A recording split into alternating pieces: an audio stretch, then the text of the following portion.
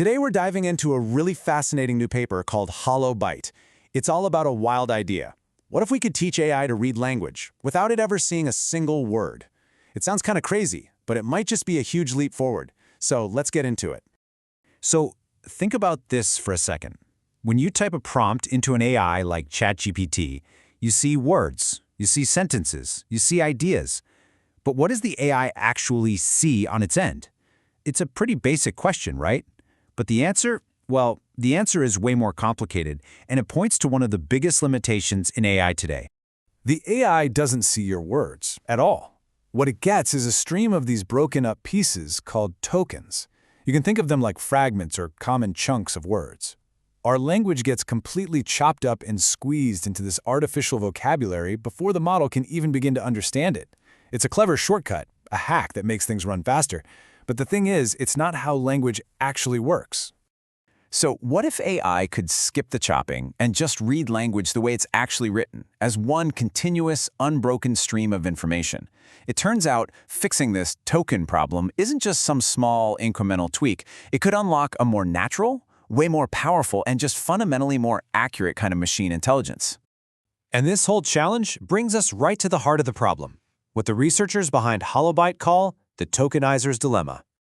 Right now, to deal with the insane amounts of text they need to learn from, nearly all AIs use this process called tokenization. A popular version is called byte pair encoding, or BPE.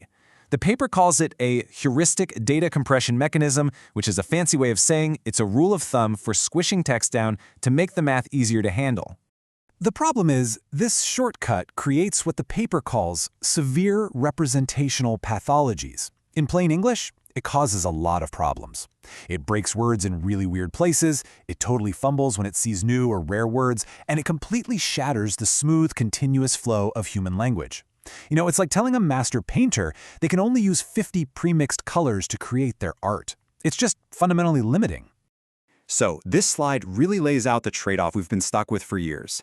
On one side, you've got our current token-based models. Yeah, they're fast, they're efficient, but they're built on this inaccurate foundation that forces these weird artificial rules onto language. And on the other side, you have the ideal, the dream, byte-level models. They'd read the raw data of the text itself, making them perfectly accurate and completely immune to vocabulary issues. The only problem? They were just way too slow, basically mathematically impossible to run at scale. Or at least they were. And that brings us to the biggest roadblock, the one that made these perfect byte-level models nothing more than a pipe dream, a serious need for speed. You see, the ultimate goal is to have AI work directly with bytes. We're talking the raw zeros and ones that make up literally all digital information. This would be true native understanding. No shortcuts, no approximations, no weird word chopping, just pure, continuous data. But here's the wall researchers kept smacking into. A typical tokenizer squishes text down by about 4 times. So if you decide to read every single byte instead, your sequence length quadruples. Now, because of the way the core attention mechanism in these models works, that doesn't mean it's 4 times the work. No, it's 4 times squared. That's a 16-fold increase in computational complexity. It just becomes absurdly slow and expensive. This is that mathematical barrier. The paper calls it the O of n squared complexity bound. All that means is, as your text gets longer, the computation needed to process it just explodes exponentially. This is the exact monster that HoloByte was designed to slay. So how does it do it? How does it break through this computational wall? Well, let's get into what I think is HoloByte's absolutely brilliant holographic trick. At its core, HoloByte is a completely new, tokenizer-free way of doing things. It takes in raw bytes and uses this wild method called, get ready for it, continuous hyperspherical distillation. But all you need to know is that it finds a way to project those bytes into a compressed, continuous space that a big AI model can actually handle efficiently. The easiest way to think about it is what I'm calling the chunk and fold method. Okay, first it takes that long stream of raw bytes and just chops it into small, fixed-size chunks. Simple enough. But then, for each byte inside a chunk, it does something amazing. It maps the byte to a point on a really high-dimensional sphere, gives it a unique spin based on its position in the chunk, and then just adds them all together. It superimposes all that information, every byte, every position, into one single compact vector, a kind of data hologram. And this picture here shows that first step perfectly. You can see the chunk of bytes on the left gets fed into this holographic encoder and comes out the other side as a single, dense vector. This little hologram is what the main AI, the macro model, actually has to look at. So suddenly, it's not processing a super long sequence of individual bytes anymore, it's processing a much shorter, manageable sequence of these information-packed holograms. So you got this really elegant two-part system. The big macro model on the left works with the holograms, and its only job is to predict what the next hologram in the sequence is going to be. Then, a much smaller, specialized microdecoder that's on the right takes that predicted hologram and perfectly unfolds it, using the inverse math to reconstruct the individual bytes one by one. It's just an incredibly clever way to get the best of both worlds, the efficiency of working with big chunks and the perfect precision of working with individual bytes. Now, this all sounds amazing in theory, right? It's a beautiful idea, but the real question is, does it actually work? Let's take a look at how it performed when they put it to the test. To make sure it was a fair fight, the researchers set up this head-to-head competition with both models having about the same number of total parameters. But here's where it gets really interesting. Look at how those parameters are spent.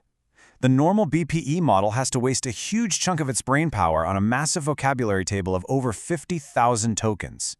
HoloByte, its vocabulary is just the 256 possible bytes. That means it gets to reinvest all those saved parameters into being a deeper, smarter model. It has almost double the layers. Now, before we see the results, you gotta know how they kept score. They used a metric called nats per byte. The best way to think about it is as a measure of surprise. The better a model is at predicting what comes next, the less surprised it is, and the lower its score. It's a pure measure of how well the model truly understands the data. So just remember, lower is better. And here are the results. I mean, wow. This graph is just a massive validation of the whole idea. You can see HoloByte in red and the standard token model in blue. Not only does HoloByte reach a much lower final score, meaning it's way better at understanding the data, but just look at that training curve. The paper points out it has strict monotonic convergence. It's this beautiful, smooth, stable downward slope. Meanwhile, the BPE model is all over the place and even starts getting worse towards the end. And the final numbers from the paper really tell the whole story. The BPE baseline just couldn't get below 1.954 nats per byte. HoloByte cruises past that to a score under 1.484. In a competition where lower wins, that's not just a little improvement. That is a knockout. It's definitive proof that this new continuous approach is superior. So what's the big picture here? What's the takeaway?